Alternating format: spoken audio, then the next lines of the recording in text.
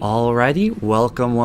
I'm going to show you how to make the Batarang, and a lot of people are still confused by how to sign into Tinkercad, so we're going to go to sign in, and you have to, ignore this thing up here and go down to sign in using social providers. Choose Google, and it should kick you into Tinkercad to enjoy the 3D awesomeness. I believe... Do I have a finished version of this? I guess I don't. Yeah, I do. So this is close enough. I'm just going to show you kind of what I did here. And I'll drag this around. So yeah, cool little Batarang. And what's really neat is that I did not make a bunch of different shapes. I cut away from a single block. And I can show you kind of how that's built if I were to ungroup this many times, probably. There we go. So you could see this was originally a red cube, and I added these holes, and then when I grouped them, they had the effect of having this awesome bat. Okay, so I'm going to delete this and start from scratch. So probably for the most part, I'm going to want to work in the top view, but I'll drag out a box first. And we need to have our dimensions here be 3 to 1. So we're going to do 90, and man, that was a great draw right there because I was so close. So 90 by 30 is a great place to start. And you also need, you notice I'm using a Mac. I don't know how to screencast on a PC yet. I'm going to do a Google search for Batarang. Go to images, and this, I think this guy.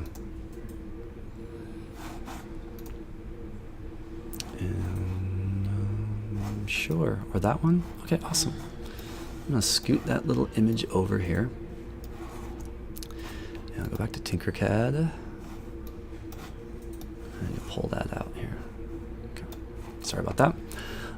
Now, what I want you to see is this box here is very boxy. It is not like a thin Batarang, right? So I'm going to decrease the height of it, which is this middle square here. So always these corner squares will stretch out kind of on the X and Z axis. And then this is the Y axis, I think. No, this is probably the Z axis, sorry. This is the Z. So I'm going to take the Z axis and go down to about 4 or 5. I mean, basically I should be able to throw this and it should fly through the air, right? So now that I've laid out this shape, I'm going to go to the top view. And when I click on the top view, and if it's kind of close to the angle, it will just automatically have me look above. And the first thing I need to do is make a, I'm actually make this a little longer. We're going to use a circle to cut out the left side. And for some reason I want to work from the right side, so I'm going to cut out this part first.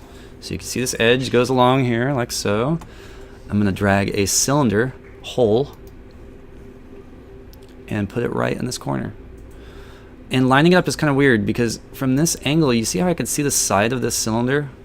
I'm gonna move the camera so that I could see directly now on top of this. So right now I'm bird's eye above the rectangle. I want to be bird's eye above this to get a better idea of what this corner looks like here. So I'm gonna hold down its shift and the control key. You could also hold down the middle button on your PC, the click wheel, the scroll wheel. So holding on shift and control lets me see this bird's eye, right? So now I can tell better kind of like where it is. Although this looks like a bigger circle, so I am going to make this a little larger. And for you measurement junkies here, I've got 24 by 24. So I'll scoot that over. And that's pretty close, okay? And really, if I'm going to be honest with myself here, this actually looks more like a ovular shape here, so I'm gonna just kind of do that a little bit. Okay, that's good enough for now. I'm gonna use my camera movement, shift control, and drag. So if you click and drag on the middle mouse button, you can move it over. Now I'm gonna take another cylinder, drag it out to this corner. You can see I need something that is gonna kind of cover here all the way to the center.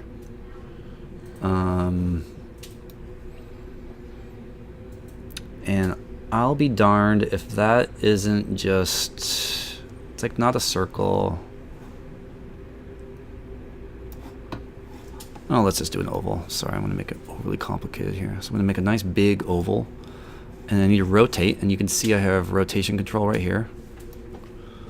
So I'll rotate this about 22.5 degrees. And then move this over. So this is working. I'm going to move my camera. And you can see I have like this little corner here, right? And this little corner was made right here. And then it goes, so it's not quite as straight. I mean, I would need a different shape if I wanted it to be straight like this and then curve. But for simplicity's sake, I think this is going to work great. And you'll be happy to know, Mr. Zebrath, we're going to have to do this on the other side. No, you're not. So enjoy my show here. Watch this. I'm going to grab a round roof. Because my next step is to create this little cutout here. So he has like a shoulder in the side of the ears. So I'll grab a round roof and drop it right here.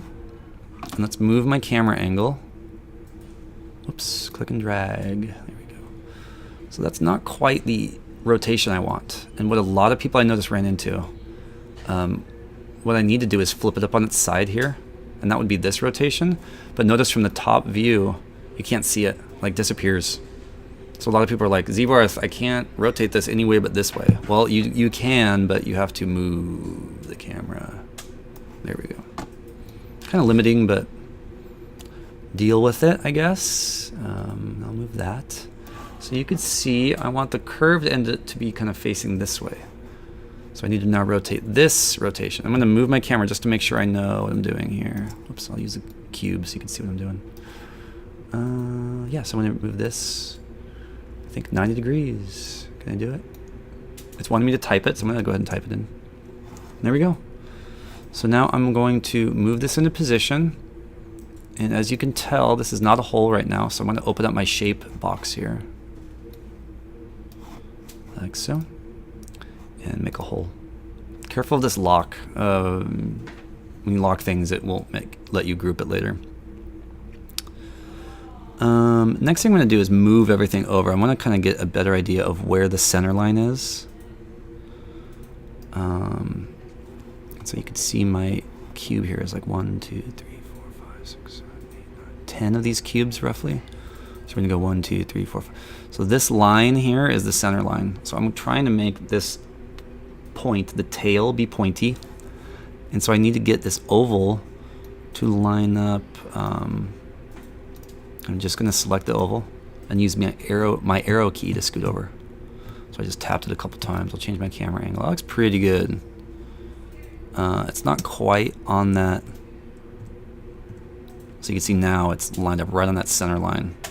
Okay, so you can see the wing. Ba-boom, ba-boom. Kind of cool. Okay, we are doing great. So now what we're going to do is take all these things, copy them, and flip them over here. So we have a perfectly symmetrical Batarang. To do that, we are going to select all 3 of these holes. There's a couple ways to do this. You can click, hold down the Shift key on your keyboard, click again on the other hole, Shift click on the other hole. Okay, that's one way to do it. You can also do what is called drawing a selection box. Right now, if I were to draw a selection box by just clicking and dragging, it's going to select everything that it touched, right? So including the red thing, which I don't want it to do. So instead, I'm going to move this angle. Now I can just click and drag. And if I don't touch the red part, it's just selected those shapes. And now for the big reveal here, I'm going to scoot this over so you can see better. You are going to hold down the Alt key and the Shift key while clicking and dragging on these over this way. Watch what happens. I'm going to hold down Shift, Alt, and then click and drag. And that copies them over here. Okay, but now we need to flip it, and since we conveniently have them selected already, you come up here to the top of Tinkercad and click Flip. It's now asking you, which way do you want to flip? This way or this way? I think I want to do this way. And give it a sec, let it go, there we go. And now I'm just going to scoot this over by making sure that the, like this point is touching this point, this hole. So you can see, obviously I'm not symmetrical right now, so I'm going to use the arrow key and just keep going, keep going, keep going until I have a pointy tail. I'm going to straighten this out. I'm going to move my camera with the middle button. Okay. There we go. That is looking pretty good. I am going to make one more adjustment because I don't like how wide his head is here. You can see it's much thinner here and his shoulders are wider. So I think I can just shift click to select these two things. And look,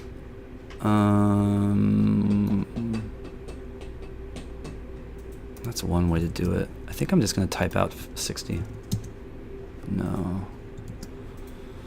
Nope. Okay, so I'm going to, this is complicated, but I'm going to delete that. And then stretch this out. Scoot this over. Maybe make this one a little smaller. Okay, so now I have something I can hold down the Option key and the Shift, the Alt and Shift. So Shift and Alt, we'll scoot it over here, and then flip it. Okay. And clearly that's not symmetrical. I need to get it on that same kind of point. Probably right there. Okay. So I've got my rough shape of, and I'll probably scoot this one in, that one in, this one in. Oops. Okay, so now I'm going to selection box the whole thing and click on group, and that will punch out the kind of main portion of my Batarang.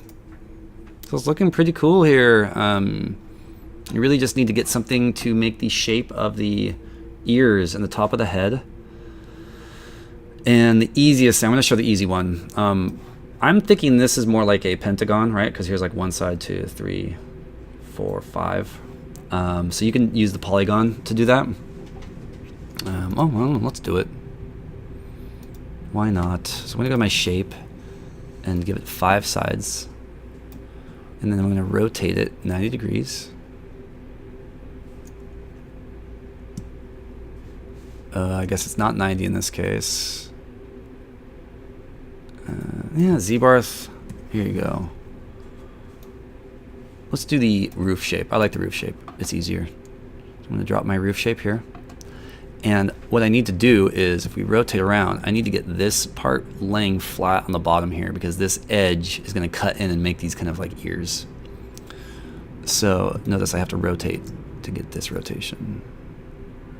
Go 90 degrees. I'm going to turn it into a hole. Switch to my top view. And then the arrow key to just make it look kind of cool. You could even like stretch out this shape to, you know, change how deep it goes, right? You can make it, I actually kind of am thinking like shallow would be the better option here. Okay, cool. I'm going to group that. Try and click that again. And I am done. So how do we turn this in? We're likely not going to 3D print these, because I feel like your other teachers would not be very happy with these being thrown around your classroom. So to get a good screenshot of this, right now we are too far away. There is very little Batarang compared to all this other screen space, right? So we're going to zoom in. Maybe change the angle now that we've zoomed. So I want a corner angle that shows me how tall this is. And I'm still thinking this is too tall. I want something like that. Another nice detail that I noticed some students doing is if you click on this shape and move it up, you will have a shadow. And that is a great way to present your Batarang. Probably zoom in more. Notice the difference. I'm going to middle click on my mouse, move the camera over. Notice the difference between how this looks and how this looks. So you should not click on it before you take the shot. You should click away from it before you take the screenshot. There we go. And remember, on your computer, it's Function, Windows, and the Print Screen button. And that will make the screen flash. And then you can upload this to the Batarang assignment. So I hope you enjoyed. Let me know if you have any questions. I'm likely standing in the same room that you are.